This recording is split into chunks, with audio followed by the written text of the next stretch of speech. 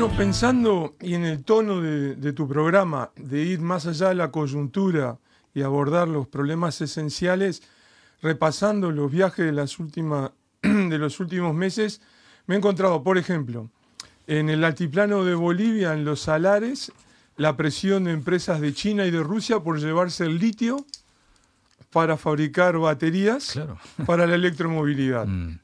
Y que eso implica que las comunidades locales se quedan sin agua. Una contradicción. Sí. Tremendo.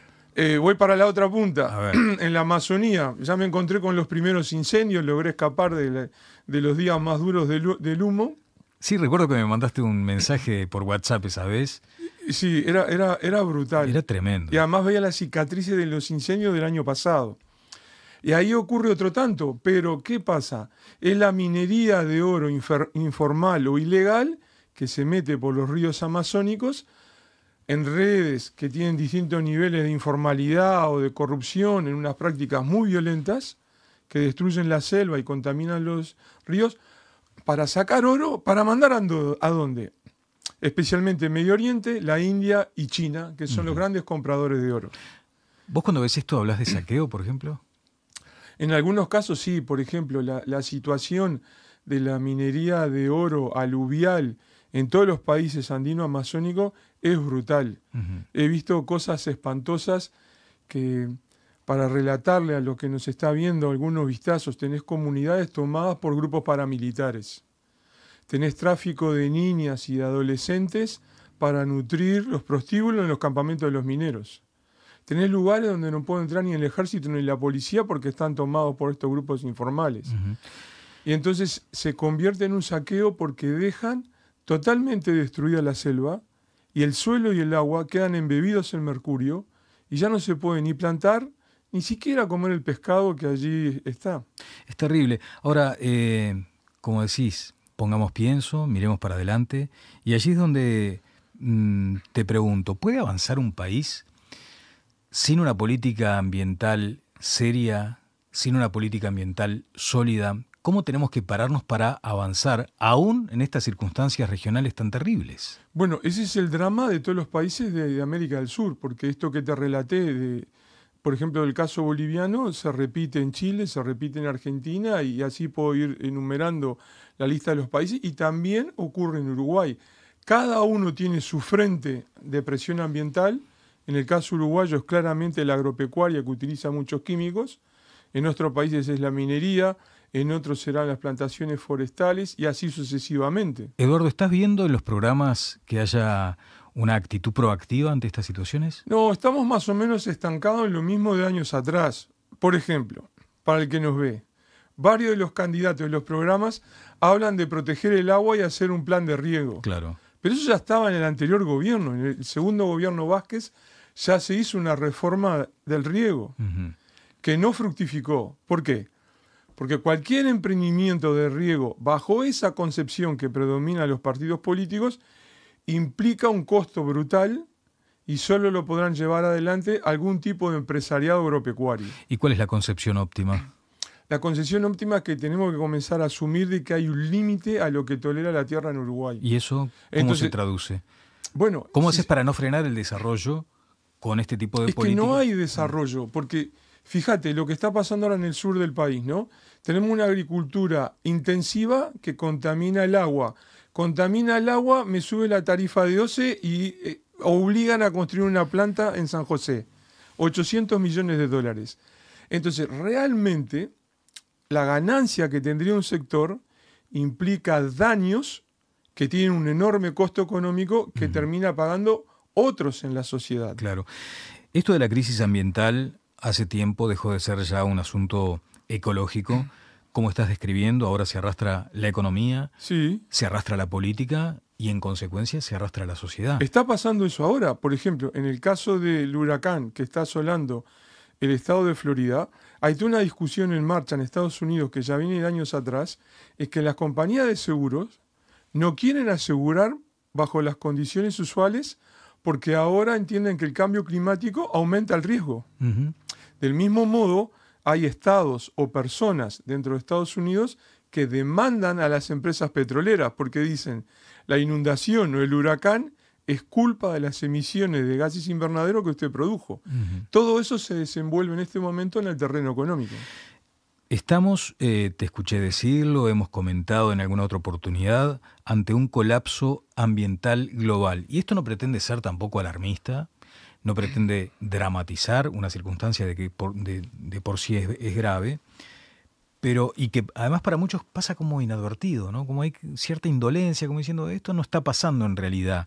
El asunto es que si esto avanza no habrá marcha atrás. Exacto. ¿Cuáles son las medidas? Pero, para reforzar esto, hoy se publicó el informe del estado del planeta viviente. Se dio a conocer en Londres, de cara a la cumbre sobre biodiversidad que es dentro de unos pocos días en Cali, en Colombia. El estado del planeta viviente indica, alerta, de que declinaron todas las especies de fauna y flora en el planeta. Dentro de esa declinación, dentro de esa pérdida de biodiversidad, ¿cuál es el continente que perdió más? América Latina. Y eso acaba de reportarse hoy. Y esto es todas las semanas hay un nuevo reporte que así lo indica. Por lo tanto, este drama está en marcha, la clase política en algunos lugares no lo reconoce, en otros sí. Del mismo modo, lo que podríamos decir, el gran conjunto de agentes económicos empresariales en algunos sitios admiten este problema y en otros países o en otros ámbitos no. Entonces, hay un desfasaje entre la discusión que ocurre, por ejemplo, en Uruguay, en Argentina, en Chile, con una discusión que tú ves en el Foro Económico de Davos, donde sí hay gente que se enfrenta por estas cuestiones. ¿Por qué? Porque dice, mi negocio no va a funcionar si el planeta colapsa.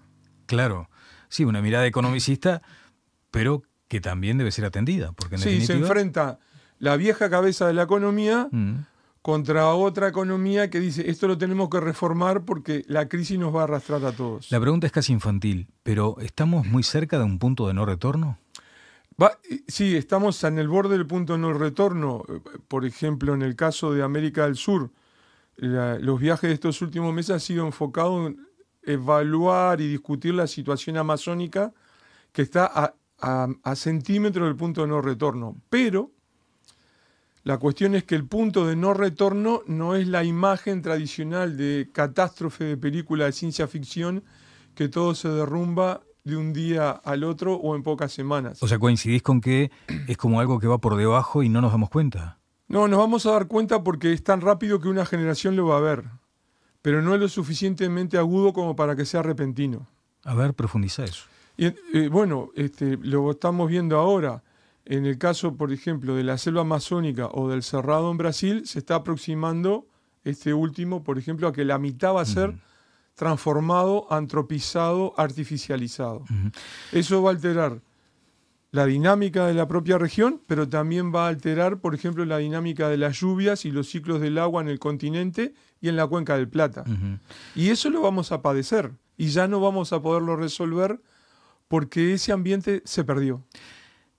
¿Qué lugar ocupan los movimientos sociales para sensibilizar sobre esto? ¿No notas que están muy quietos de pronto? Yo creo que en parte los movimientos sociales siguen activos, se expresan en problemas locales o puntuales, porque está bien, no se les puede pedir otra cosa, y hay una enorme brecha entre ellos y el liderazgo político partidario. Lo vemos, por ejemplo, en la cuestión del agua en el Uruguay.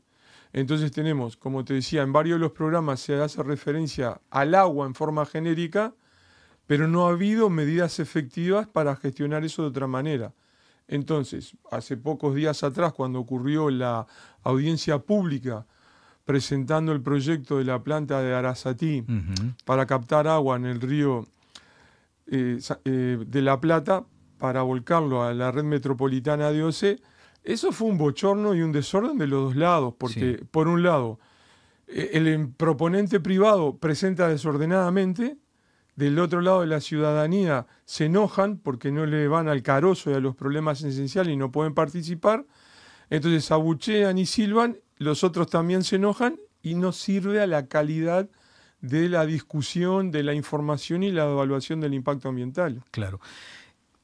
Si viene un emprendimiento y necesita agua para producir, ¿hay que cobrarla? Sí, hay que cobrarla. Y además necesitamos otra manera de evaluar los proyectos y el régimen de inversiones. Entonces, ¿qué se discute en otros países en la vanguardia de estos temas? Vamos a recibir inversiones de acuerdo a el empleo genuino que cree, no la nebulosa esta de los empleos indirectos, sino el empleo genuino que cree, cuánto consume de energía, cuántos gases invernaderos larga la atmósfera y cuánta agua vamos a tener que darle. Ese es el balance que hay que estudiar. Y los ministerios de economía en nuestros países no hacen esa cuenta. Eduardo, sos investigador, te basás en la ciencia. ¿Cuál es la expectativa que deberíamos tener en los avances científicos? ¿Por qué alguien debería estar pensando con seriedad todos estos asuntos? Todos lo piensan y, bueno, te comentaba, no hay semana que haya un nuevo reporte de que estamos espantosos. Pero ese es el diagnóstico. Sí. ¿Y la acción? Pero la acción siempre termina en una clase política que cada vez está más deteriorada. Entonces, si yo te relatara... Bueno, en Londres se presentó el informe del estado del planeta. Días atrás, el chairman, el coordinador del panel intergubernamental de cambio climático, le dijo a los británicos que ya perdieron la carrera por detener los primeros síntomas del cambio climático. Dijo, ya perdieron. Se los dijo directamente. Pero la clase política, desde el laborismo a los conservadores, no reaccionan. Claro. Y después me queda lo otro, ¿no? Y ya estamos cerrando, a cuenta de hablarlo más adelante, si querés. Uruguay se instala como a la vanguardia en la incorporación de energías limpias a sus sistemas de distribución energética y de producción. Por otro lado, tenemos un avance fuerte en la movilidad eléctrica.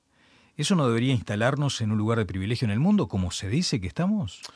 Hay que tomar con pinzas esos discursos, porque otros países también se están moviendo y aquello que donde sí fuimos pioneros hace 10, 15 años atrás, ya otros nos alcanzaron y nos superaron. Por ejemplo, en el City Tour regional de estas semanas, estuve en el sur de Chile y tú ves áreas repletas de molinos de viento y de paneles solares. Entonces ellos dicen que van a una matriz de energía renovable para suplantar a sus centrales de carbón. En Colombia, el gobierno Petro está en un esfuerzo intenso de dejar atrás la matriz petrolera y pasar a otro tipo de energía. Entonces hay varios que se están moviendo. En paralelo, la electromovilidad, por ejemplo, los autos con batería, tienen una demanda de productos mineros brutal. Entonces, ahí hay que pensar desde la realidad sudamericana, porque si cada chino o cada alemán va a tener su autito con batería, no van a quedar más yacimientos de litio aquí en el sur. Para vos que te encanta el orden y tener todo bien planificado, en UTE lanzamos Cuota Fija, una nueva modalidad de pago que se ajusta a vos, para que disfrutes la energía eléctrica todo el año sin oscilaciones en tu factura. Conocé tu propia cuota fija y empezá a pagar lo mismo todos los meses de acuerdo a tu promedio anual. Entrá en el simulador en ute.com.uy, calcula tu cuota fija e infórmate más sobre las condiciones. UTE, transformando con energía nuestro país.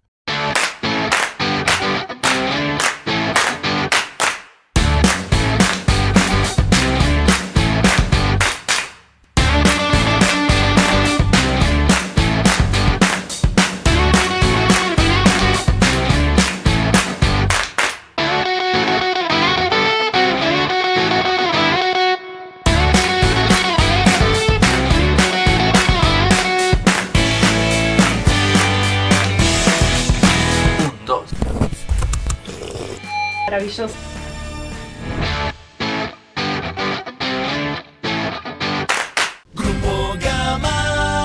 Ustedes saben que mucha gente me dice que soy dueño de Grupo Gama. ¿Será porque me ven siempre acá? Pará, Chino, a mí también me dicen lo mismo. Seguramente no vieron alguna foto juntos. Aguante, muchachos, a mí también me dicen lo mismo. Porque Grupo Gama es de todos. Conéctese usted también a Grupo Gama. Festejando 30 años junto a las familias uruguayas.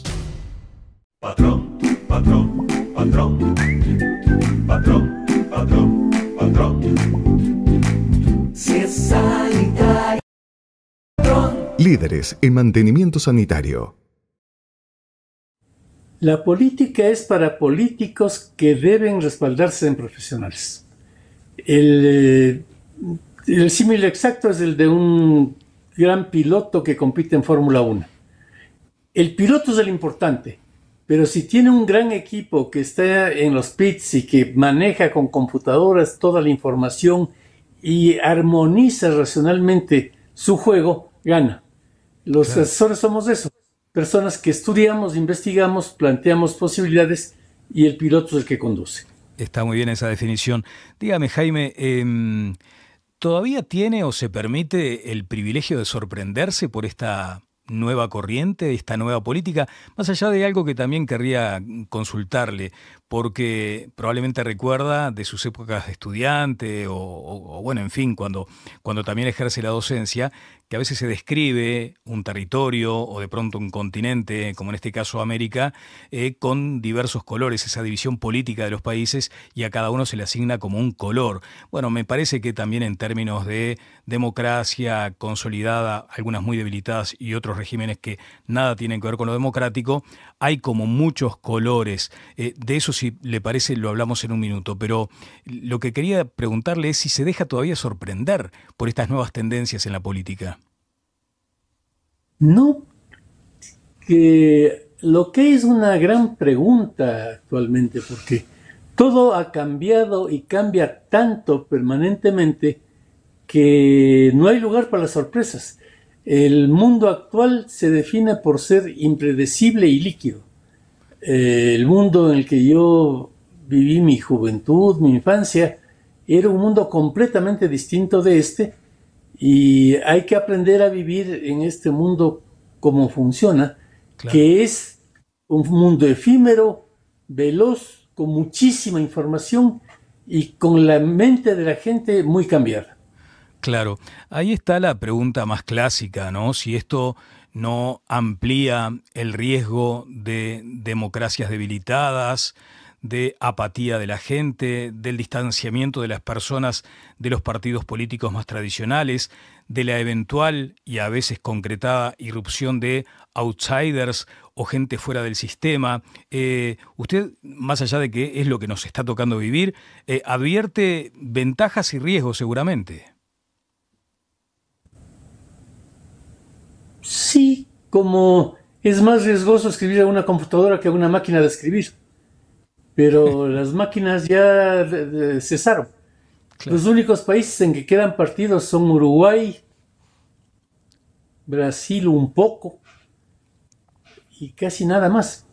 Desaparecieron de Venezuela, de México, de Ecuador, de Perú, y en Argentina, con el triunfo de Milei, sufre un descalabro total. Los partidos son una institución política que sirvieron mucho en la antigüedad.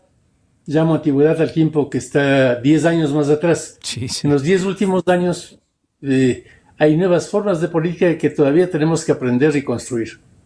Allí está el subtítulo, Jaime, que tiene que ver con este nuevo modelo de campañas. Mencionábamos todo muy sembrado en el territorio digital, pero claramente hay como consecuencias como las que usted acaba de mencionar. La desaparición de los partidos. ¿Debería verse eso como un motivo de inquietud para los sistemas democráticos? No. Yo sigo escribiendo libros con computadoras, aunque fracasaron las máquinas de escribir. Y escribo mejor ahora con mis computadoras. Al principio escribí en máquina de escribir. Mis tesis las escribí en máquinas de escribir. Pero ya no funcionan nomás. Hay una nueva sociedad que es una sociedad muy dinámica, con una cantidad de conocimientos que se producen todo el tiempo descomunal. Yo estoy muy vinculado a la comunidad académica norteamericana y uno no cesa de sorprenderse. Cada semana, cada mes salen nuevas investigaciones, nuevas cosas, y tenemos a un candidato a la presidencia de Estados Unidos, importante, friendo papas de un McDonald's, que es algo que no habría hecho nunca ni Kennedy ni Bush. Claro, nunca. Claro, para demostrarla. Pero ahora lo hace porque estudia, porque tiene Trump tiene detrás un equipazo descomunal de investigaciones que le dice que eso le da muchos votos. Uh-huh. Sí. Y por eso lo hace. Claro. Jaime, cuando usted escribía máquina, recuerda que había como un sistema para corregir. Era como un líquido liquid paper. Exacto, ¿no? Claro. Así que uno corregía artesanalmente. El asunto es que con esta nueva tendencia tan digital, en una sociedad, como usted dice, tan líquida y tan digitalizada, la tentación, y en algún caso el hecho concreto, de la alteración de resultados, del fraude electoral. Por eso le comentaba también el riesgo sobre los propios sistemas democráticos, o por lo menos esa democracia que la entendemos como la más convencional, la más tradicional. Es cada vez más difícil eso porque hay una hiperconectividad. Entonces, antes se podía hacer un fraude porque en la provincia X metían votos de una urna. Ahora lo que ocurre es que todos los ciudadanos se creen periodistas y tienen una conexión directa. Si alguien está haciendo algo en cualquier sitio, cualquier persona le filma, sube eso al internet y se fregó el fraude. No hay cómo hacer nada de eso. Yo creo que con la sociedad hiperconectada, felizmente, no volveremos a tener dictaduras como las que sufrimos, la de Videla, la de Pinochet, porque si ahora desaparece un chico, se filma inmediatamente y se arma un escándalo. Si desaparecen 10, es algo descomunal. Si desaparecen 10.000, como pasó en Argentina, ya no hay cómo, no se puede. Todo Jaime, está muy controlado, felizmente. Claro, muy controlado felizmente. Ahora, ¿qué sucede cuando, a pesar de todos los esfuerzos de tantos países, de tantas instituciones, digamos, serias, lisa y llanamente se desconoce el reclamo de mayor transparencia en algunos sistemas como el venezolano? ¿Qué pasó ahí? Ahí hay una dictadura militar. Quedan todavía 3 dictaduras militares en el Caribe, la de Venezuela, que es una vergüenza, la de Nicaragua y la de Cuba, que tiene una historia más complicada, pero también es un país muy, muy pobre, Cuba. Es un país que no tiene ni electricidad ahorita. La de Nicaragua es espantosa. Usted sabe que en Nicaragua la dictadura militar hizo desaparecer a los medios de comunicación. En Nicaragua no hay ni un solo periódico, no hay como leer nada. Son dictaduras militares que todavía quedan del pasado y que están destinadas a desaparecer. En los demás países con defectos, idas y vueltas, hay tipos de democracia que funcionan. Me estoy refiriendo siempre a Occidente, ¿no? Sí. Las otras culturas, eslavas, árabes y demás, tienen otro dinamismo. Bueno, acá estábamos acostumbrados en las campañas, no tan, digamos, no tan dejadas atrás en el tiempo, aquellas campañas de actos masivos. Hoy resulta que toda la militancia, o gran parte de la militancia, se resuelve con este teléfono celular, ¿no? Hay allí como un activismo fenomenal en términos políticos. Eso no desafía desde su punto de vista la democracia, es lo que tenemos y es esta nueva sociedad que usted describe además en un libro que se llama así. Sí, es la nueva democracia. La venimos experimentando con mi socio Santiago Nieto. Hemos sacado varios libros sobre esto. El primero se originó en la campaña mexicana del 2003, en que ya vimos la influencia brutal del Internet y de las actitudes femeninas de la política que estaban cambiando la sociedad.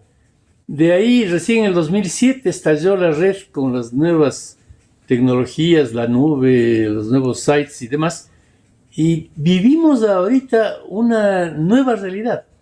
Yo no puedo tratarle a mi nieto como mi padre me trataba a mí, porque yo creía que mi padre era Dios, más o menos.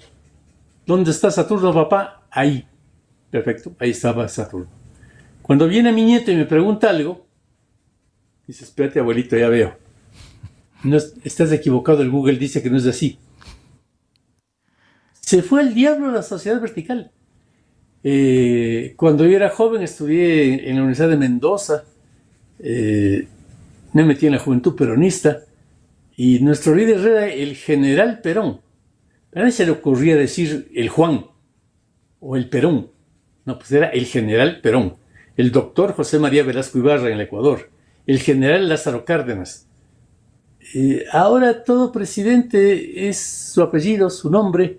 Está tratado de vos o de tú por los electores. No hay un temor reverencial. Milei, con toda su furia y demás, lo que es divertido. Nadie le tiene miedo, todo el mundo se mata a la risa. Me parece genial que tiene unos perritos hijos, muy bien, muy bonito, pero No eran así los líderes del pasado. No digo que me parezca ni mejor ni peor el mundo. De niño disfruté de una familia feudal y fue muy hermosa la vida.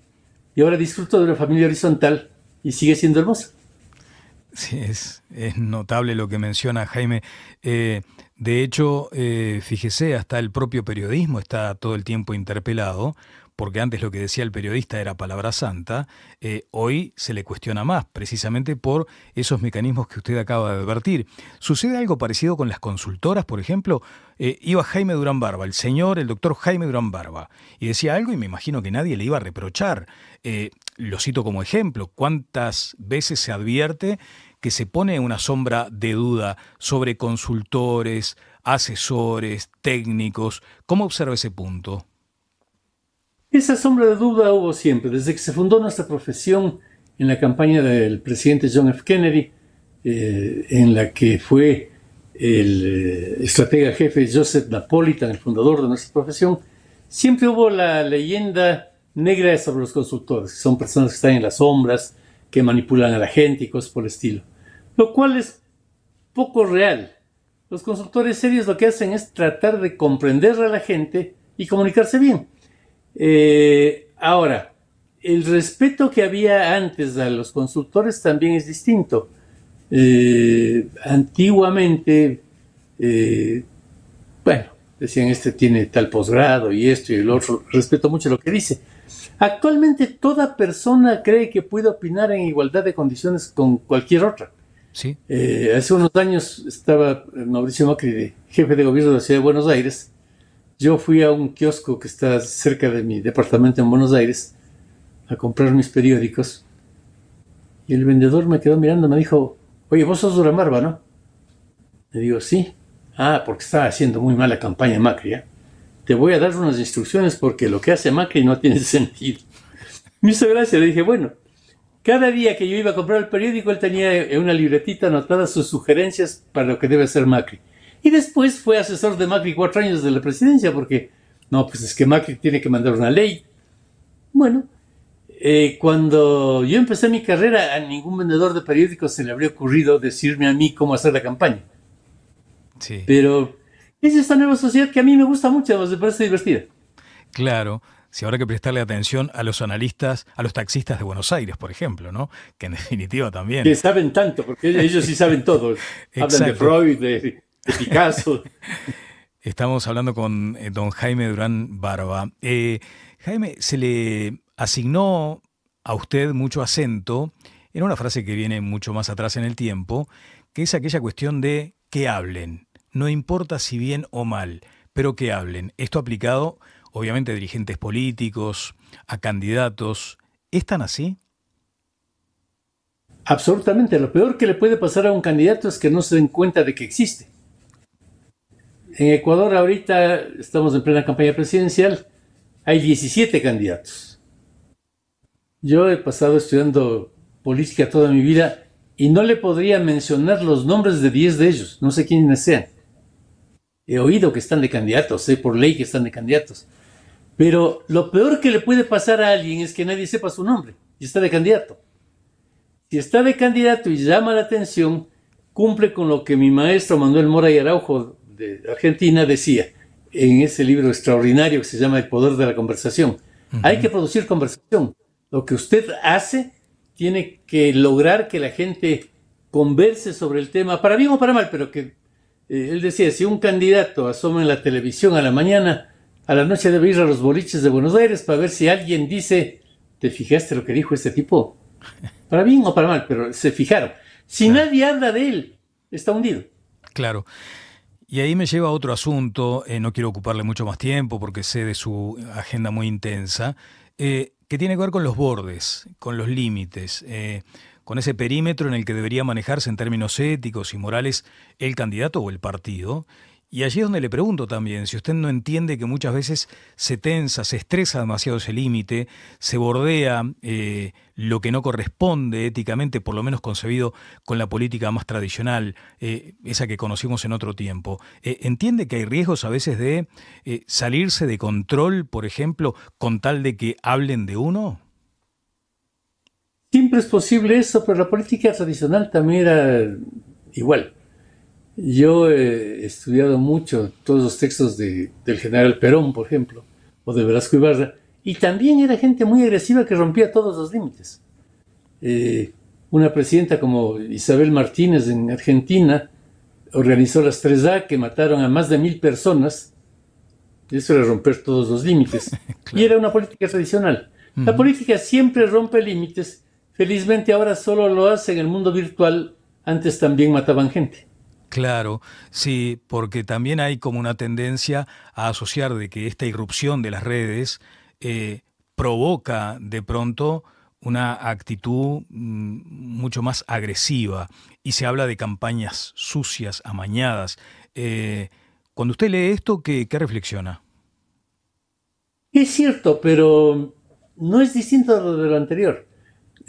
Antiguamente decían la pared y la muralla es el papel de la canalla, porque los políticos tradicionales solían insultarles a los otros y calumniarles haciendo pintadas en las paredes. Ahora en vez de hacerlo en las paredes lo hacen en el internet, pero no hay una gran diferencia. La política siempre tendió a romper todos los límites. Bueno, yo creo que Uruguay es un país excepcional en eso, es una envidia para América Latina. Han tenido un país muy estable, con la excepción de la época del gobierno militar, pero es un caso raro, un caso en el que, y a mí me encanta, los expresidentes de izquierda, de derecha, de centro van juntos de un avión a un acto en Brasil. Son muy civilizados. Yo en varios de mis escritos, yo escribo todos los fines de semana en Perfil de Buenos Aires, claro. Y varias veces he dicho que Uruguay es el país más europeo del mundo, porque son absolutamente civilizados. Pero esa no fue la norma. En el resto de países, bueno, en Argentina hemos tenido, no ahora, pero siempre, muchos muertos, muertos físicamente, no insultados nomás. Y en Ecuador también, y en Perú también. La política ha sido muy violenta aún físicamente. Entonces, creo que más bien la aparición de la sociedad virtual permite que esa violencia sea virtual también y se insultan más pero se mueren menos. Tremenda definición, sí, porque a veces queda en cuestión, ¿no? Cuán disruptivo puede llegar a ser uno sin violentar los códigos éticos y más elementales de la política. Un minutito final, en todo caso, para considerar su ponderación respecto al momento en la Argentina. Esta Argentina liberal de Milei, ¿no? Que está cumpliendo este año. ¿Cómo lo observa? Porque además hoy leía la información de que usted entiende que era importante que apareciera Cristina Fernández de Kirchner y no descarta además trabajar para ella, ¿no? Yo no descarto trabajar para ningún político democrático. Y Cristina, que no es de mi gusto, entregó el poder a Macri, ha participado en elecciones y está bien. Nunca trabajaría para un dictador o para alguien que haya colaborado con la dictadura. Eso para mí está absolutamente vedado. Creo que Cristina es la principal aliada de Milei. Su aparición ha hecho que Milei suba en las encuestas. Cristina es el pasado, está en el pasado. Está viejita en términos políticos. Es una mujer que ha sido muy inteligente. Es la única mujer argentina que ha ganado ella 2 veces las elecciones, porque Isabel Martínez llegó a presidente porque era binomio del marido. Cristina ha sido ella una dirigente importante, pero hay un momento en que caducó la vieja política y en ese momento el PRI, el PAN, el PRD en México, COPEI, AD en Venezuela, etcétera, etcétera, etcétera, caducaron. Y estamos en un mundo en el que se necesitan nuevos liderazgos que sean imaginativos, que absorban esta nueva forma de ser que a los mayores nos es difícil de entender, pero que los chicos viven naturalmente. Había mucha expectativa sobre Milei. ¿Cómo lo lee hoy? Hay muchísima expectativa. Javier abrió una gran esperanza en Argentina. Yo personalmente no estoy de acuerdo con sus formas violentas. Creo que la violencia engendra violencia. Y de la violencia verbal se pasa a la violencia física fácilmente. Soy partidario a muerte de la libertad de prensa. Eso significa que defiendo la vida de los medios que me gustan y también de los que detesto, porque debe haber pluralismo en la prensa. Y Javier está en contra de toda la prensa. Eso no me parece bien. O sea, que el periodista joroba, sí. Cuando yo fui jefe de gabinete de mi país, prefería no ver la televisión y que mis ayudantes me digan qué está pasando, porque me moría de las iras. Pero está bien, la prensa está para eso, la prensa está para hacer crítica. Crítica con todos. Y debe haber prensa diversa, que tenga un punto de vista, que tenga otro. Eso Javier no lo entiende de ninguna manera. Yo soy contrario a su autoritarismo. Creo, sin embargo, que en Argentina hemos tenido una sociedad muy corporativa, en que muchos armaron una estructura complicada en el Estado para beneficiarse de eso, y que los cambios que él propone en general son buenos. Pero ojalá le vaya bien. Yo sinceramente quiero que le vaya bien a todo presidente elegido, sea de izquierda, sea de derecha, lo que sea. Lo que me opongo totalmente es a un golpe de cualquier tipo. Ojalá a Lula le vaya bien, ojalá a Milei le vaya bien, ojalá a Claudia le vaya bien en México, porque tenemos que acostumbrarnos a una sociedad plural en que hay gente de izquierda, de derecha, de cualquier ideología, haciendo un esfuerzo porque su país esté mejor. Yo no creo que creer en una ideología sea delictivo o malo. Hay que respetar todo tipo de pensamiento y ojalá les vaya bien a los países con los presidentes que eligen y han elegido. Ustedes saben que mucha gente me dice que soy dueño de Grupo Gama. ¿Será porque me ven siempre acá? Pará, Chino, a mí también me dicen lo mismo. Seguramente no vieron alguna foto juntos. Aguante, muchachos, a mí también me dicen lo mismo. Porque Grupo Gama es de todos. Conéctese usted también a Grupo Gama. Festejando 30 años junto a las familias uruguayas. Patrón, patrón, patrón. Patrón, patrón, patrón. Si es sanitario, patrón. Líderes en mantenimiento sanitario. Para vos que te encanta el orden y tener todo bien planificado, en UTE lanzamos Cuota Fija, una nueva modalidad de pago que se ajusta a vos, para que disfrutes la energía eléctrica todo el año sin oscilaciones en tu factura. Conoce tu propia cuota fija y empezá a pagar lo mismo todos los meses de acuerdo a tu promedio anual. Entrá en el simulador en ute.com.uy, calcula tu cuota fija e informate más sobre las condiciones. UTE, transformando con energía nuestro país.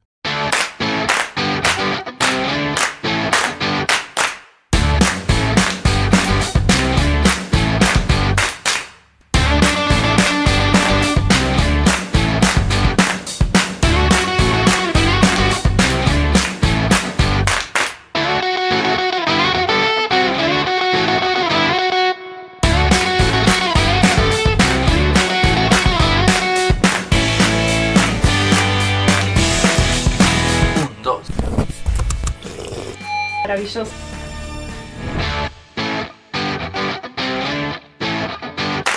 Se ha insistido bastante en cuanto a que hubo como un fracaso en los últimos 3 años para definir un fiscal de corte y que en atención a la importancia, a la relevancia que tiene esa figura institucional, una cantidad de cuestiones vinculadas a la seguridad podrían haber mejorado.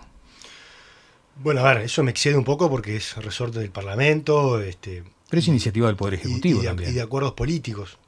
La iniciativa debe partir del Poder Ejecutivo. Sí, pero si sabés que no tenés los votos necesarios para llegar a un acuerdo político, porque no están dados los ánimos o porque no hay un nombre acorde para todos, en definitiva, pero es más resorte, te digo, del Parlamento. O sea, sí me parece que hace falta un apoyo económico y financiero a la Fiscalía. Necesitamos potenciar el trabajo de Fiscalía. Hay muy buenos fiscales que en algunos casos la verdad es que están bastante desbordados en el trabajo que tienen. Lo vemos nosotros, por ejemplo, y que repercute en lo que tiene que ver con la seguridad pública, con los famosos emplazamientos sin fecha. El año pasado tuvimos 6.500 emplazamientos sin fecha. ¿Qué quiere decir eso? Que nosotros agarramos a un delincuente y lo llevamos ante la Fiscalía y la Fiscalía lo emplaza sin fecha. Es decir, que el delincuente entró, estuvo unas horas, se fue, y así como salió libre, capaz que a las pocas horas está de vuelta hurtando. Esa figura del emplazamiento sin fecha no existe. Sin embargo, supongo yo que por el desborde que tienen los fiscales, tienen que apelar a ese instrumento, que repito, no existe desde el punto de vista jurídico, no está en el código. Y entonces lo que eso te genera a vos es que haya un delincuente que robó en una plaza, yo qué sé, la plaza de Durazno, por así decirte, y a las pocas horas ese delincuente está de vuelta robando. Y la gente que te dice, la policía no hace nada. Sí, la policía hizo, lo agarró, lo llevó ante la justicia. Lo que pasa es que después la fiscalía lo emplazó sin fecha.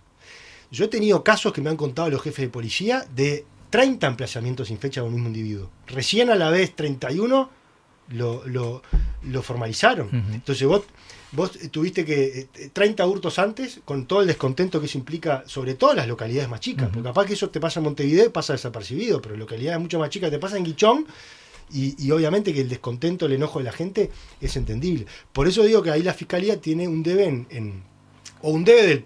del Poder Legislativo en dotarlo de los recursos necesarios para que puedan tener las herramientas, quizás crear más fiscalías, quizás crear más asesores para asistir a los fiscales y que puedan abordar cada uno de los casos que se le presentan. Bien, nos quedan un par de minutos. La oposición ha destacado tu talante para el diálogo, ¿no? Y han entendido que es interesante hablar contigo porque se puede construir un diálogo. Me lleva a hacerte dos preguntas. La primera es si efectivamente entendés que llegó el momento de dialogar para que las políticas de seguridad pública sean políticas de Estado y que no quede simplemente en la foto.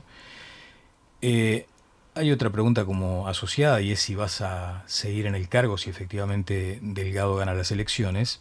Y esto tiene que ver también con esas cuestiones que merecen un análisis, no desde la pasión, desde el camiseteo, sino un análisis con sensibilidad.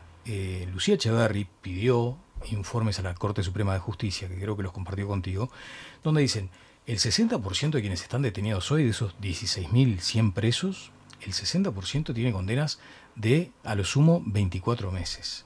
Por lo cual, allí hay que revisar, y en eso se basa el Frente Amplio para proponer la desprisionalización. ¿Cómo observas eso justamente? Primero, la cantidad de gente presa que entra por un robo y sale perfeccionado en su técnica. Y la necesidad de descomprimir eso que es una bomba de tiempo, que son las cárceles. Empiezo por la segunda pregunta. No hablé con Álvaro Delgado a ver si voy a seguir al frente o no, en caso que le toque ser presidente de la República. ¿Pero te gustaría? Yo lo que he dicho es que me gustaría por lo menos seguir un año más para armar la ley de presupuesto, que nunca es fácil, porque yo ya vengo del ministerio, arranqué como director general de secretaría, ahora como ministro, y obviamente tengo una visión de hacia dónde va el ministerio en esto del enfoque dual, y para alguien aterrizar de cero y tener que armar la ley de rendición, de la ley de presupuesto, no es fácil. Y después porque hay algunas cuestiones que también me gustaría cerrar antes de irme, que tiene que ver con esto de trabajo en las causas y lograr un acuerdo multipartidario. Lamentablemente hace 2 años nosotros convocamos un acuerdo multipartidario, se sentaron en la mesa todos los partidos políticos, se sentaron otros actores relevantes también en la mesa y llegamos a un consenso de 16 medidas, entre las cuales había 7 medidas que las había presentado el Frente Amplio.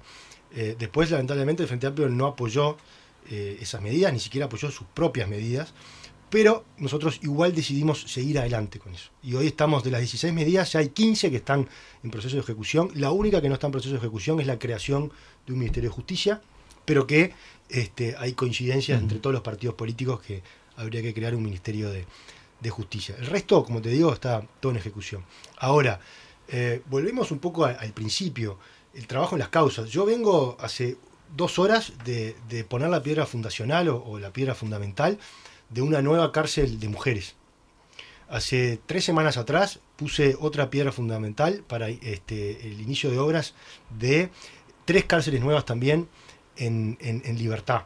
Entre estas cárceles vamos a tener básicamente un total de 3.000 nuevas plazas. Eso nos va a permitir descongestionar, llegar casi a un nivel de hacinamiento cero. Ahora, también está la cárcel de 33 que se está licitando, está la posibilidad de ampliar estas cárceles que yo te digo, o sea, si fuera necesario crear más plazas. Pero nosotros entendemos que con esto y con todo el trabajo que se viene haciendo dentro de los establecimientos de rehabilitación, deberíamos llegar a un momento donde empecemos a aplanar la curva de crecimiento.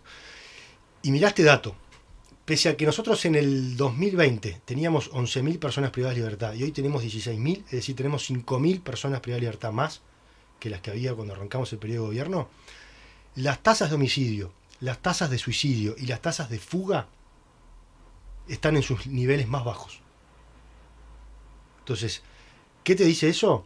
Que hay un trabajo muy importante que se ha hecho dentro de las cárceles, con el MIDES, con la UDELAR, con la UTU, con INEFOP, con una cantidad de instituciones públicas y privadas y ONG que se han acercado y están trabajando. Mañana voy a ir al CONCAR a firmar un acuerdo con ACDE, que es la Asociación de Empresas Cristianas, donde está la Cámara de Industria, la Cámara de Comercio involucrada, que es darle oportunidades a las personas privadas de libertad para que se formen, para que puedan salir con un empleo, donde está el Estado incentivando con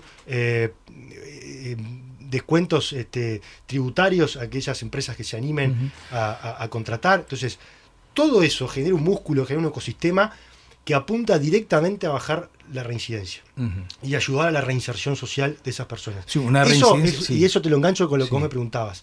Eso es política de Estado. Y ahí es donde tenemos que entrar en el diálogo. No puede ser que cada 5 años nos estemos reseteando, gane quien gane, y como lo hiciste vos eso está mal, o como lo hizo el otro está mal, entonces yo voy a cambiar. Porque eso es directamente pegarnos un tiro en el pie para todos los uruguayos. Ahora, hay tenemos datos, que construir políticas de Estado a largo plazo. Nicolás, y ya con esto cerramos. Hay datos muy objetivos que los ha planteado el propio comisionado parlamentario para el sistema carcelario y que ha escandalizado a algunos organismos internacionales porque dice que eso es infernal y que va a pasar mucho tiempo hasta que más o menos se advierta como cierto principio de solución. Y ahí es donde yo te planteaba que entra gente, inclusive por algunos delitos nuevos creados por la LUC, entra gente que no tiene que estar ahí, tiene que estar en otro ámbito, o prisión domiciliaria o lo que sea. Es lo que plantea también la oposición. A ver, primero, Petit, al que le tengo un gran afecto y charlo mucho con él, dijo que vamos a terminar este periodo con 20.000 personas privadas de libertad. Estamos en 16, o sea que ahí hubo un error. Segundo, el tema carcelario. Yo estuve ahora hace unas semanas atrás en la interpelación. En el año 2005 el Frente Amplio decretó la emergencia carcelaria. Y en el año 2009 vino Manfred Novak, el veedor internacional, y dijo que en las cárceles uruguayas los tipos vivían como animales, que tomaban agua del water. Entonces la situación, lamentablemente, no ha podido cambiarse. Y en ese periodo, el periodo que gobernó el Frente Amplio, pese a que tenían menos personas privadas de libertad, tenían las mayores tasas de suicidio, las mayores tasas de fuga, las mayores tasas de homicidio y las mayores tasas de motines. Tenían un motín atrás de otro todos los días. Entonces, lo que te quiero decir con esto es, por supuesto que queda mucho trabajo por hacer, pero se está haciendo un enorme esfuerzo con una inversión histórica en materia de infraestructura, con la creación de estas 3.000 plazas que están en proceso, más las 1.900 que ya se crearon en estos 5 años. Pero además, se ha hecho un enorme esfuerzo con el MIDES, con estos programas sociales, el PIA. Hoy más temprano, antes de ingresar a la radio, hablábamos del PIA, es un programa de inclusión asistida donde se le está dando, que apunta directamente a bajar la reinserción, se le está dando a una persona que sale en libertad la posibilidad de tener una tarjeta para gastos mínimos y la posibilidad de tener otra tarjeta para boletos de ómnibus, departamentales o locales. ¿Pero cuánto es eso en plata? ¿200 pesos? Bueno, hoy estamos en un plan piloto. Abarca a 600 personas privadas de libertad que están recobrando su libertad. Está siendo medido y auditado por la Universidad de Montevideo y nos está dando buenos resultados. El primer mes de aplicación logramos bajar un 24% la reincidencia. Entonces, son proyectos auspiciosos, interesantes, que si funcionan, cuando tengamos el informe final, lo que tenemos que hacer es el próximo periodo de gobierno ir a la ley de rendición de cuentas y contar al Parlamento sobre estos planes pilotos que funcionan y pedirle más recursos. Bien. Ministro, muchas gracias. Nos quedó pendiendo una cantidad de temas. Por Siempre ejemplo, nos queda corto el tiempo, porque imagínate, el otro día en el debate, tanto Orsi como Delgado decían cámaras y vamos a sumar acá. Y yo digo que es un gran hermano, vamos a estar todos ahí bajo sospecha. ¿Qué es esto? ¿Qué es esta locura de meter cámaras por todos lados? Está bien, me imagino, ¿no? No, está bien. A ver, las cámaras lo que ayudan es a prevenir. Y sobre todo ahora que nosotros le incorporamos le incorporamos ahí está la inteligencia artificial. La inteligencia artificial, lo que te ayuda es a prevenir más en tiempo real y la posibilidad de seguir creciendo en cámaras de vigilancia. En todos los lugares nos piden cámaras de vigilancia, en donde hay piden más y en donde no hay piden las cámaras nuevas. Bueno, ¿el domingo se juegan 2 modelos de seguridad pública o hay como una especie de... sin duda? Hay 2 modelos. ¿Hay 2 modelos? Distintos. ¿Y cómo se logra una convergencia? A ver, estamos hablando de que por un lado, el Frente Amplio propone las mismas recetas que ya fracasaron con los mismos actores políticos que ya fracasaron. O sea, durante el 2010 y el 2015, el gobierno de Mujica, los actores más relevantes de la seguridad pública eran La Llera, eran Leal y era Charles Carrera. Fracasaron. Durante el 2015 al 2019, el gobierno de Vázquez les da una segunda oportunidad a los mismos actores, vuelven a fracasar. En esos 10 años los homicidios crecieron un 100%, las rapiñas crecieron un 110%, los hurtos crecieron un 35%, fracasaron. Y ahora, ¿por qué motivo deberíamos darle a esas mismas personas una tercera oportunidad? Claro, yo lo que digo como ciudadano común, digo, estos no se van a poner de acuerdo de vuelta, esto es el sistema político, que es lo que piensa el ciudadano común y corriente, pero si se están tirando desde antes de empezar a trabajar en conjunto ya con todo esto, está bravo. Pero ahí tenés una diferencia grande en cómo ejecutás, porque el Ministerio de Desarrollo Social, por ejemplo, es una herramienta que la propuso el Frente Amplio, la votaron todos los partidos políticos. Sin embargo, el Ministerio de Desarrollo Social funcionó muy mal, es más, nunca estuvo presente en las cárceles porque Bonomi y Marina Nismendi se llevaban mal. Entonces, también es muy importante la gente que vos pongas. Vos me hablabas hoy de mi diálogo con la oposición, de mi buena relación. Bueno, Pedro Bordaberry dijo que sería Jorge Díaz un buen nombre para tomar en cuenta. No lo sé.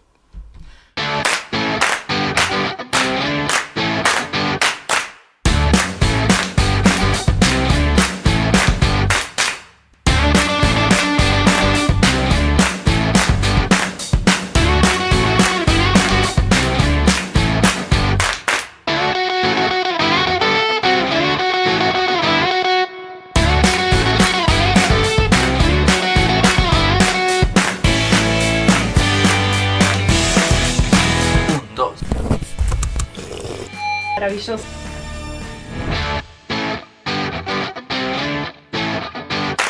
Grupo Gama. Ustedes saben que mucha gente me dice que soy dueño de Grupo Gama. ¿Será porque me ven siempre acá? Pará, Chino, a mí también me dicen lo mismo. Seguramente no vieron alguna foto juntos. Aguante, muchachos, a mí también me dicen lo mismo. Porque Grupo Gama es de todos. Conéctese usted también a Grupo Gama. Festejando 30 años junto a las familias uruguayas. Patrón, patrón, patrón. Patrón, patrón, patrón. Si es sanitario, patrón. Líderes en mantenimiento sanitario. Para vos que te encanta el orden y tener todo bien planificado, en UTE lanzamos Cuota Fija, una nueva modalidad de pago que se ajusta a vos, para que disfrutes la energía eléctrica todo el año sin oscilaciones en tu factura. Conocé tu propia cuota fija y empezá a pagar lo mismo todos los meses de acuerdo a tu promedio anual. Entrá en el simulador en ute.com.uy, calcula tu cuota fija e informate más sobre las condiciones. UTE, transformando con energía nuestro país. ¿Cuánto riesgo corro yo como periodista? Claro.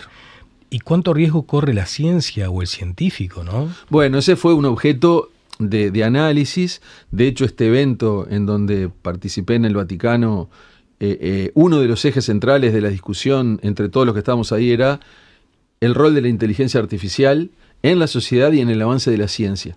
Y ahí aparecen temas que son de carácter técnico, de desarrollo, de potencialidad. Y hay otra capa de temas que son de carácter legal y otra capa de temas que son de carácter ético. Entonces, por un lado está la tecnología, cuyo avance es irrefrenable.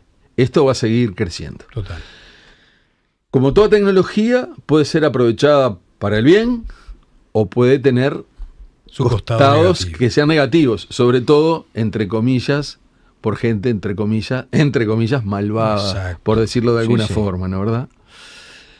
Entonces, ¿cómo se logra, sin detener el avance, científico y tecnológico de una herramienta que vino para quedarse. Que sea humano y que sea ético. Claro, así como cuando nosotros éramos chiquilines vinieron las calculadoras y muchos decían, pero no, van a dejar de aprender a sumar, restar y multiplicar. Entonces, y bueno, hubo ahí una evolución, luego vinieron primero las calculadoras, después las computadoras, ahora llega la inteligencia artificial. Entonces, ¿qué pueden hacer los países, las sociedades, los continentes, el planeta, para, sin detener el avance de la herramienta, lo que es irrefrenable, lograr que sea utilizada con conceptos éticos y legales donde podamos estar todos de acuerdo? El tema es de tal gravedad que participé en la primera charla del evento, vino un comisionado de la Unión Europea, porque Europa es el primer continente que ha generado una regulación en la utilización de la inteligencia artificial. Y eso está muy debatido, porque también están los que dicen, si me regulás, me limitás la velocidad. Claro. Entonces, bueno, la idea es que la parte técnica de desarrollo científico no se limite, pero que la aplicación tiene que pasar por algunos filtros. Y hay dos asuntos que se están planteando y que se discutieron en ese foro había montones de los mejores del mundo de inteligencia artificial. Uno es agregarle a los programas de inteligencia artificial valores humanos. Es decir, la inteligencia artificial no puede ser racista. La inteligencia artificial, lo que surja, no puede alentar a la guerra. La inteligencia artificial no puede discriminar. Eso técnicamente se está incorporando a los propios programas como forma de autolimitar lo que los programas pueden hacer. Y lo otro es tener agencias independientes de chequeo que evalúan cosas que los desarrolladores pueden no haber visto del todo, y las agencias independientes, antes de dar una autorización, hacen un doble chequeo y ven que no se te escape. Ahí está el componente humano indispensable. Exacto, porque lo que no puede pasar, y de hecho hace unas semanas o algo así pasó en una instancia en Japón, que se le había indicado a la inteligencia artificial que tenía que trabajar X números de horas para resolver un problema, y que si no lo lograban ese número de horas, tenía que abortar la misión, y el sistema continuó. Se te descontroló. Violentó las directivas que le había dicho los programadores, con lo cual desmantelaron todo. Entonces, creo que esto es, en algún sentido, que vengo de la biología y la medicina, tiene que ver también, tiene alguna similitud con lo que fue el tema de la clonación y la edición génica. Claro, un poco al principio perturbador, luego se va canalizando en soluciones un poco más razonables. Pero más que nunca, y sin bloquear el desarrollo científico, la sociedad, en términos de la legalidad y de los aspectos éticos, tiene que decir algo.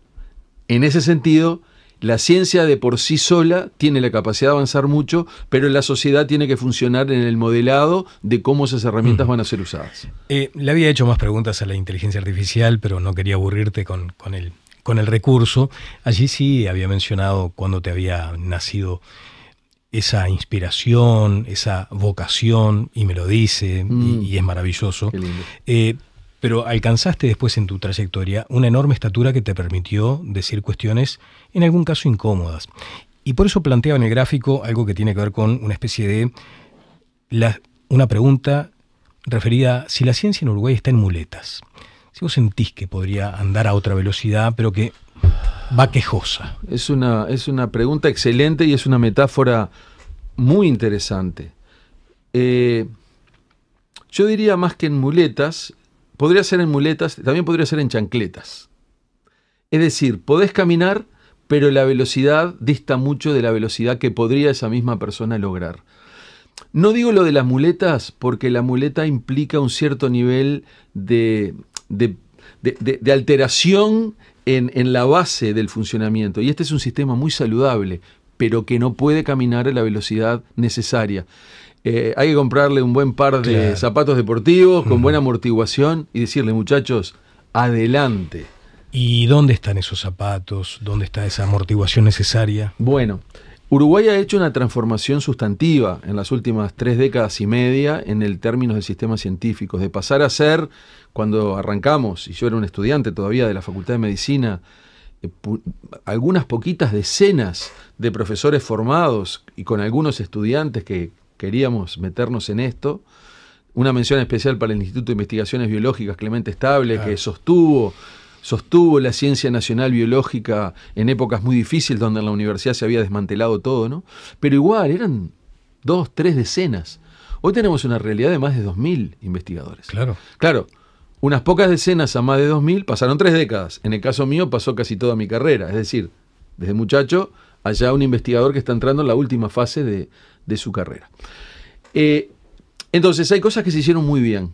Los programas de formación han sido sólidos. El respeto que hay por la comunidad científica uruguaya es alto.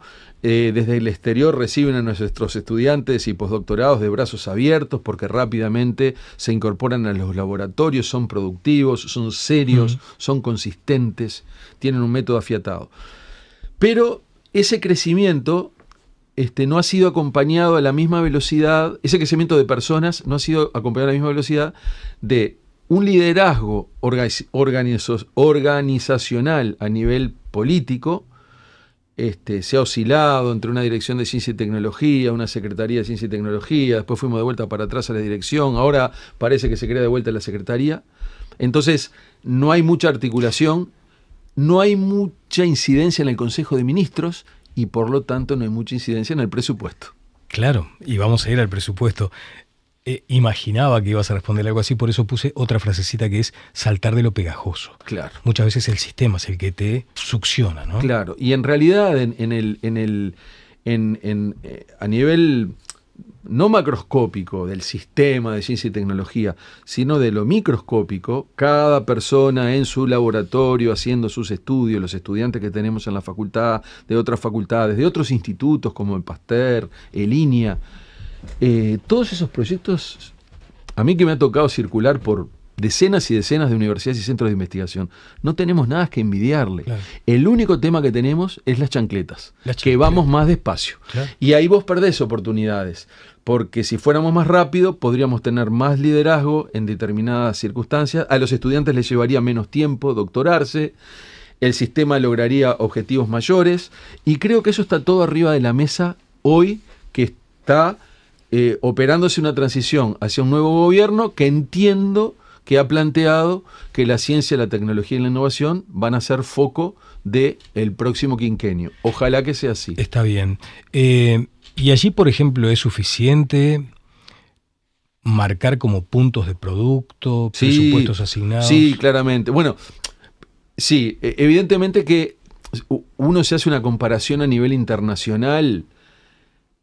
Cuando uno habla de porcentaje del PBI... Se notan las chancletas. Claro, y es medio enojoso porque a veces comparamos porcentajes de PBIs gigantes como el de Alemania.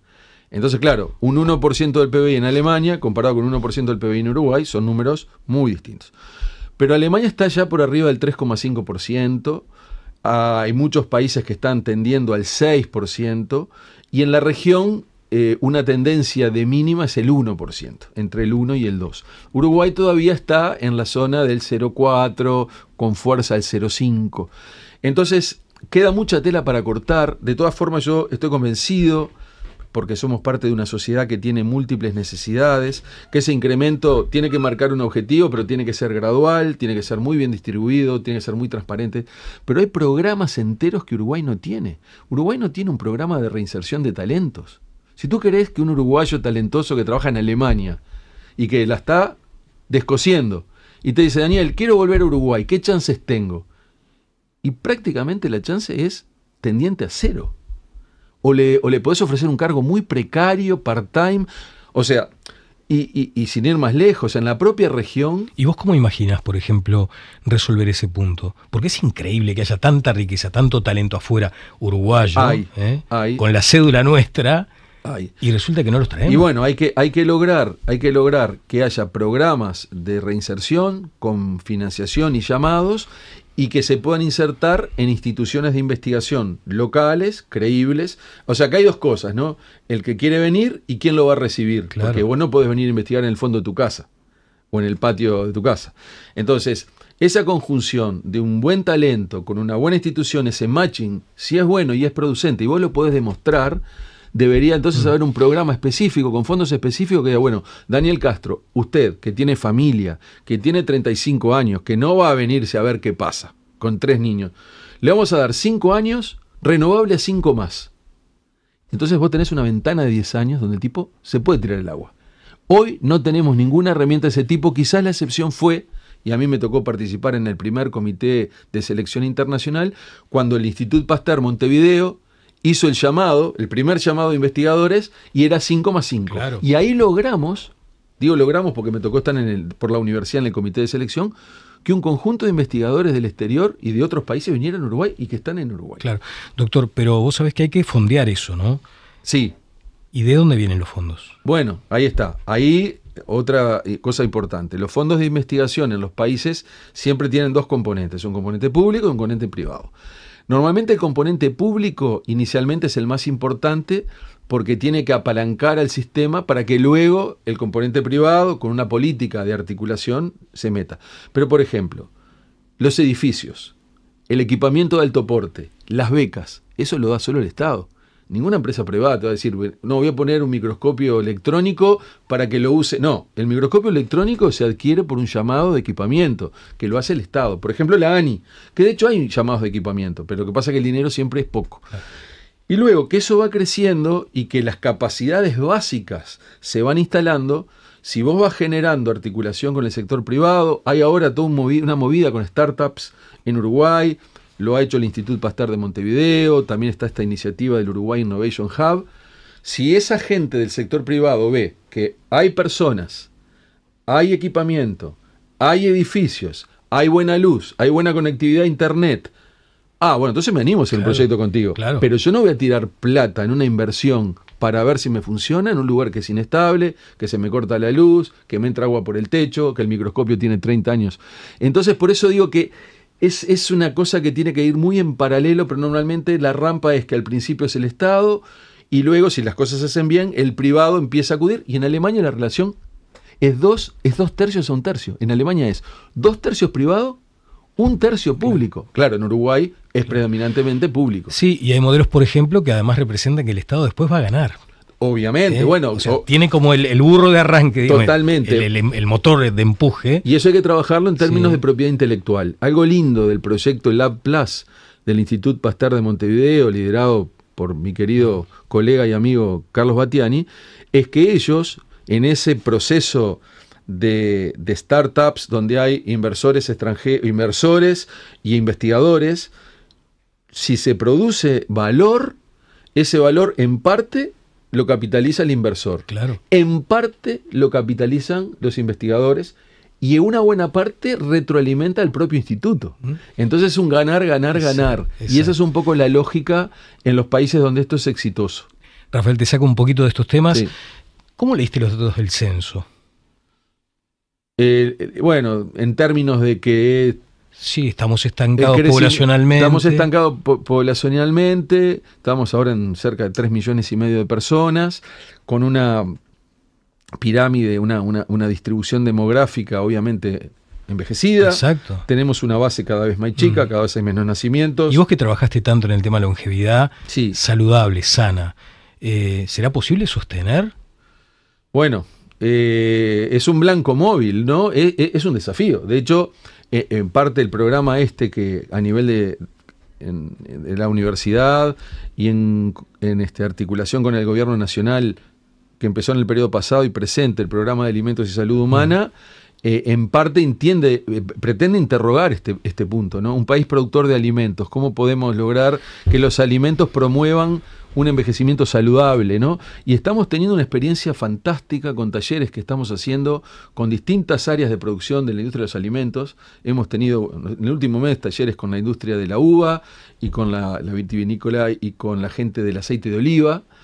Y la verdad que los productores, uno de ellos el otro día vino y después del taller que le dimos sobre aceite de oliva y salud, nos dijo, esto para nosotros es oro en polvo. O sea, poder empezar a tener la dimensión de que lo que producimos y vendemos, no solo se produce y se vende por lo rico, por el sabor, por el color, por el olor, sino también por los efectos beneficiosos sobre la salud humana. Y que eso se instale como un concepto es algo muy importante. Y entonces, a tu pregunta, espontáneamente no va a ocurrir. La ciencia y la salud pública juntas con los sectores de actividad, que puede ser la industria de la alimentación y otras, tenemos que trabajar para que el incremento de expectativa de vida se acompañe de un incremento de expectativa de salud. Y ese es un desafío planetario.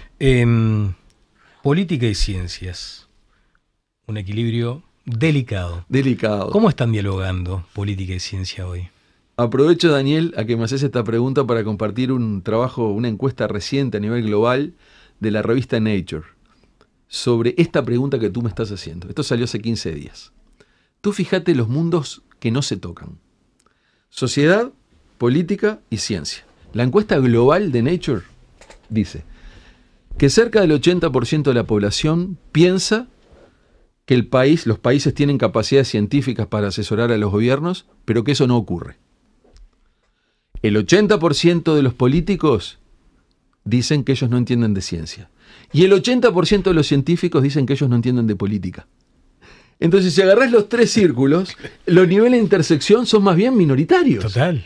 Entonces, ¿cómo se alienta que los tres círculos, política, ciencia y sociedad, se junten? Que fue lo que intentamos hacer en pandemia con lo que fue la acción del GACH. Claro.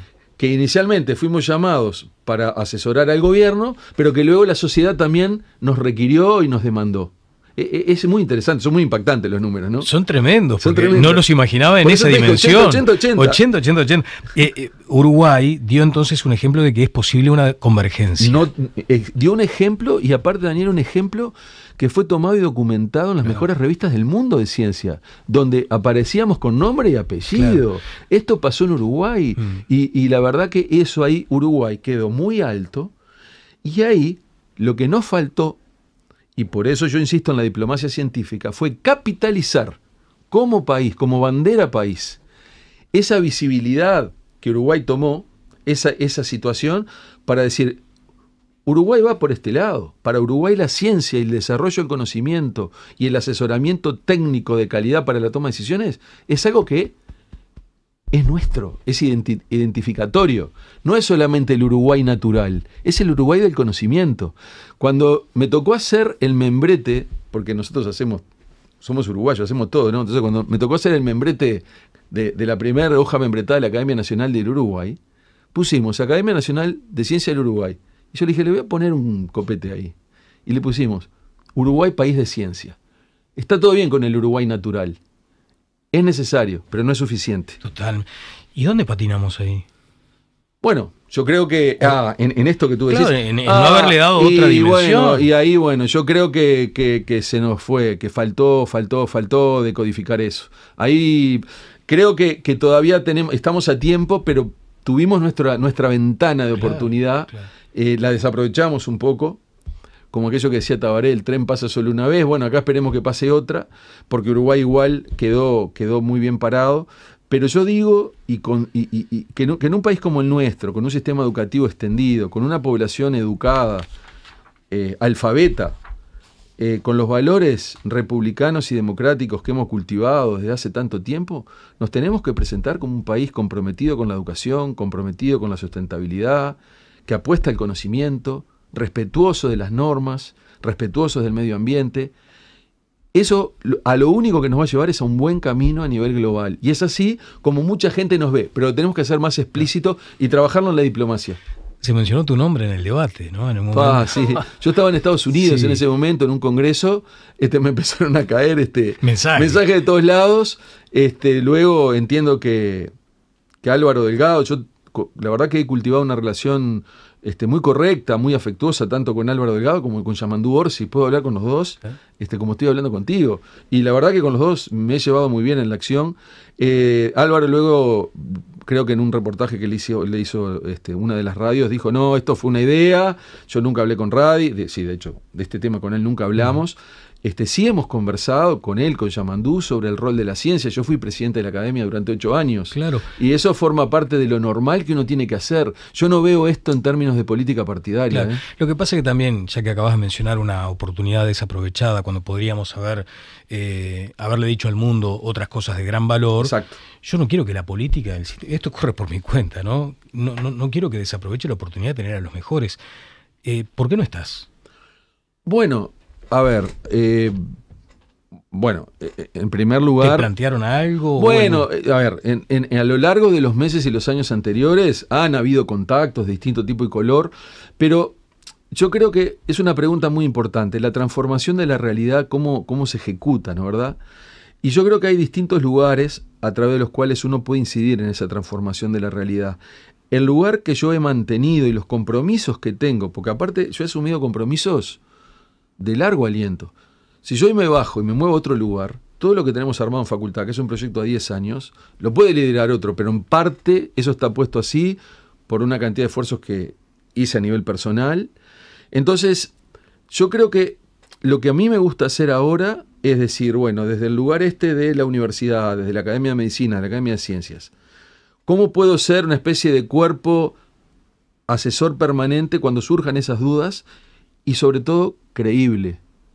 Que mi opinión nunca pase a través del cristal de lo político partidario, porque lo mío se trata en ese nivel del aporte desde la educación terciaria superior y desde la ciencia. Por supuesto que cuando llegan las elecciones yo voy y voto a alguien, pero eso no es de lo que estamos hablando acá.